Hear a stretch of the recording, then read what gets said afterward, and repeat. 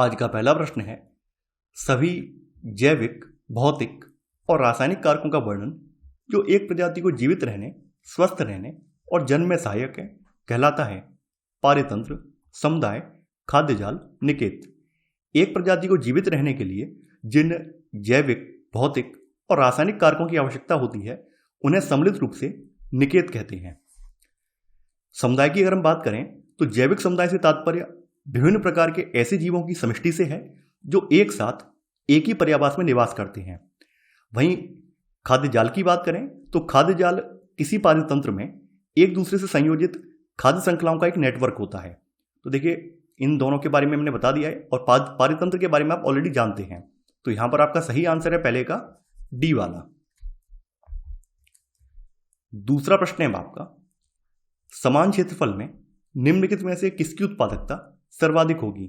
Savanna घास भूमि, शीत मरुभूमि, अल्पाइन वन, उष्णकटिबंधीय वर्षा वन। देखिए, उष्णकटिबंधीय वर्षा वन विषुवत रेखा के निकट पाए जाते हैं जहां पर वर्ष भर तापमान तथा आर्द्रता काफी उच्च रहती है।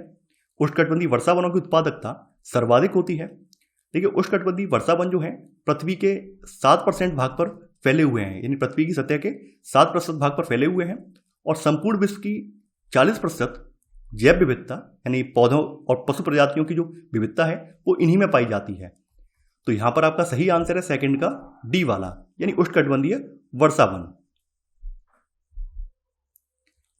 तीसरा प्रश्न है आपका, जैव मंडल में सम्मिलित है जल मंडल, वायुमंडल, स्थल मंडल, उपयुक्त तीनों। जैव मंडल पृथ्वी का वह भाग है जहां पर जीवन पाया जाता है और जैव मंडल यानी कि जल मंडल, वायुमंडल और स्थल मंडल को सम्मिलित करके मिलता है। तो यहां पर आपका सही आंसर होगा तीसरे का डी, यानी उपयुक्त तीनों। चौथा प्रश्न है आपका, निम्नलिखित कथनों पर विचार कीजिए। आपसे पूछा गया है कौन सा कथन यहां पर सही है। पारितंत्र में ऊर्जा का प्रवाह केवल एक दिशा में होता है। प्रत्येक पौष्टिकता स्तर पर अनुपयोगी ऊष्मा के रूप में कुछ ऊर्जा का नुकसान होता है। देखिए, पारितंत्र में ऊर्जा का प्रवाह जो होता है वो केवल एक दिशा में होता है। तो यहां पर आपका पहला वाला कथन बिल्कुल सही है। एक पोषण स्तर से दूसरे पोषण स्तर में प्रवेश करने पर कुछ ऊर्जा का ऊष्मा के रूप में क्षय होता है। तो यहां पर आपका सेकंड वाला कथन ये भी सही है। तो देखिए, यहां पर एक और दो दोनों ही कथन सही हैं। तो आपका सही आंसर है यहां पर चौथे का सी। इसका सबसे अच्छा एग्जाम्पल जो है लिंडेमान का जो 10% वाला नियम है वो सबसे अच्छा एग्जाम्पल है। और आपको मैंने बताया भी है, यानी हिरन 100 किलोग्राम घास खाता है तो हिरन के शरीर में 10 किलोग्राम मांस बनता है। जब इस हिरन को एक शेर खाता है तो एक शेर के शरीर में 10 किलोग्राम का हिरन खा के 1 किलोग्राम मांस बनता है। तो इसे ही लिंडेमान का 10% का नियम कहा जाता है। यानी आप यहां पर देख रहे हैं कि प्रत्येक पौष्टिकता स्तर पर अनुपयोगी ऊष्मा के रूप में कुछ ऊर्जा का नुकसान होता है। तो यहां पर आपका एक और दो दोनों ही सही है। तो आपका सही आंसर होगा चौथे का सी वाला। पांचवा प्रश्न है आपका, निम्नलिखित कथनों पर विचार कीजिए। पूछा गया है कौन सा कथन सही है।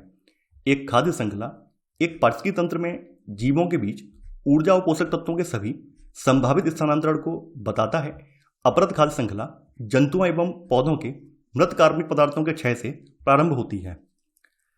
देखिए, बात करें खाद्य श्रृंखला की तो जब उत्पादक का उपभोग प्रथम उपभोक्ता द्वारा और फिर प्रथम उपभोक्ता का उपभोग द्वितीय उपभोक्ता द्वारा एक क्रम से किया जाता है कि एक श्रृंखला के समान रचना बन जाती है, तो इसे ही खाद्य श्रृंखला कहते हैं। अब देखिए, इस स्टेटमेंट को ध्यान से पढ़ना है। यहां पे लिखा गया है एक खाद्य श्रृंखला एक पारिस्थितिकी तंत्र में जीवों के बीच ऊर्जा और पोषक तत्वों के सभी संभावित स्थानांतरण को बताता है। देखिए, सभी संभावित स्थानांतरण को कौन बताता है? खाद्य जाल बताता है, ना कि खाद्य श्रृंखला। जो खाद्य श्रृंखला जो होती है वो एक क्रम में होती है। प्राथमिक यानी उत्पादक, प्राथमिक उपभोक्ता, द्वितीय उपभोक्ता और सर्वोच्च उपभोक्ता, तो एक क्रम में होती है। जबकि सभी संभावित स्थानांतरण जो होते हैं वो खाद्य जाल में होते हैं। खाद्य जाल का मतलब होता है खाद्य जाल आपस में जुड़े हुए होते हैं, तो वहां पर सभी संभावित होते हैं। तो यहां पर जो स्टेटमेंट में जो विशेषता बताई गई है वो खाद्य श्रृंखला की नहीं है बल्कि खाद्य जाल की है, यानी ये खाद्य जाल की विशेषता है। तो यहां पर आपका पहला वाला कथन गलत हो जाएगा। दूसरा वाला कथन यहां पर बिल्कुल सही है। अपरद खाद्य श्रृंखला क्षय होते प्राणियों के एवं पादप शरीर के मृत जैविक पदार्थों से प्रारंभ होकर सूक्ष्म जीवों में तथा सूक्ष्म जीवों से अपरद खाने वाले जीवों या अन्य परिपक्षियों में पहुंचती है। तो यहां पर आपका सेकंड वाला कथन बिल्कुल सही है कि अपरद खाद्य श्रृंखला जंतुओं एवं पौधों के मृत कार्बनिक पदार्थों के क्षय से प्रारंभ होती है। तो यहां पर आपका सही आंसर होगा 5वें का बी, केवल सेकंड। 6वां प्रश्न है आपका, किसी पारिस्थितिक तंत्र में जैविक समुदाय दर्शाता है एक प्रजाति की कुल संख्या, विभिन्न प्रजातियों की जनसंख्या, जीवों की कुल संख्या, विशिष्ट प्रकार के जीवों की संख्या। देखिए, जैविक समुदाय से तात्पर्य विभिन्न प्रकार के ऐसे जीवों की समष्टि से है जो एक साथ एक ही पर्यावास में निवास करते हैं। तो यहां पर जीवों की जो कुल संख्या है ये जैविक समुदाय को दर्शाती है। तो यहां पर आपका सही आंसर होगा 6वें का सी वाला। 7वां प्रश्न है आपका, वह प्रजातियां जो किसी पारतंत्र में अपनी संख्या एवं जीव भार में अल्पता के बावजूद व्यापक प्रभाव दर्शाती हैं कहलाती हैं सांकेतिक प्रजातियां, फाउंडेशन प्रजातियां, कीस्टोन प्रजातियां, अम्ब्रेला प्रजातियां। देखिए, कीस्टोन प्रजाति की अवधारणा 1969 में रॉबर्ट टी पेन ने दी थी, यानी एक जीव वैज्ञानिक हुए जिनका नाम था रॉबर्ट टी पेन। तो इन्होंने इसकी अवधारणा दी थी। वे जातियां या वे प्रजातियां जो किसी समुदाय में प्रचुरता तथा जैव भार की अल्पता के बावजूद सामुदायिक अभिलक्षणों पर अपना प्रभाव दर्शाती हैं, उन्हें कीस्टोन प्रजातियां कहा जाता है। तो यहां पर आपका सही आंसर है 7वें का सी वाला, कीस्टोन प्रजातियां। 8वां प्रश्न है आपका, निम्न कथनों पर विचार कीजिए। आपसे पूछा गया है कौन सा कथन यहां पर सही है। उष्णकटिबंधीय वर्षा वनों में सर्वाधिक जातीय विविधता पाई जाती है। प्रवाल भित्त में अत्यधिक जातीय विविधता के कारण इन्हें समुद्र का वर्षावन कहा जाता है। मानसूनी वायुओं की प्राथमिक उत्पादकता सर्वाधिक होती है। देखिए, यहां पर आपका पहला वाला कथन बिल्कुल सही है। उष्णकटिबंधीय वर्षा वनों में सर्वाधिक जातीय विविधता पाई जाती है और प्रवाल भित्ति में अत्यधिक जातीय विविधता के कारण इन्हें समुद्र का वर्षावन भी कहा जाता है। तो यहां पर आपका सेकंड वाला कथन ये भी सही है। देखिए, यहां बोला गया मानसूनी वायुओं की प्राथमिक उत्पादकता सर्वाधिक होती है, ये गलत है। मानसूनी वायुओं की नहीं होती है, बल्कि उष्णकटिबंधीय वर्षा वनों की प्राथमिक उत्पादकता सर्वाधिक होती है। तो यहां पर आपका तीसरा वाला कथन गलत है, केवल 1 और 2 सही है। तो आपका सही आंसर है 8वें का सी, केवल 1 और 2। 9वां प्रश्न है आपका, निम्नलिखित कथनों पर विचार कीजिए। पूछा गया है कौन सा कथन सही है।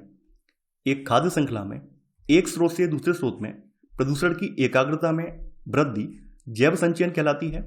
एक जीव में प्रदूषण की मात्रा में वृद्धि जैव आवर्धन कहलाती है। देखिए, पहला वाला आपका कथन गलत है। एक खाद्य श्रृंखला में एक स्रोत से दूसरे स्रोत में प्रदूषण की एकाग्रता में वृद्धि जैव संचयन नहीं बल्कि जैव आवर्धन कहलाती है।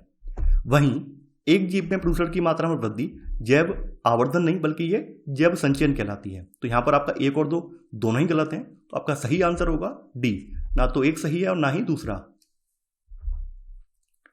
10वां प्रश्न है आपका, इकोलॉजी शब्द का सर्वप्रथम प्रयोग किसने किया था। एजी टांसले, अर्नेस्ट हैकल, इपियोडम और लेमार्क। देखिए, इकोलॉजी शब्द ओइकोलॉजी से बना है, जिसमें ओइकोस का अर्थ होता है रहने का स्थान और लोगोस का अर्थ होता है अध्ययन करना। इसका सबसे पहले प्रयोग जो है अर्नेस्ट हैकल के द्वारा किया गया, जिन्होंने 1869 में सबसे पहले इसका प्रयोग किया था। तो यहां पर आपका सही आंसर है 10वें का बी वाला। तो ये था हमारा आज का वीडियो। आई होप आपको आज का वीडियो पसंद आया होगा। आप लोग इस वीडियो को लाइक और शेयर करना बिल्कुल ना भूलें। तो चलिए, आज की बस इतना ही। Thanks for watching. जय हिंद।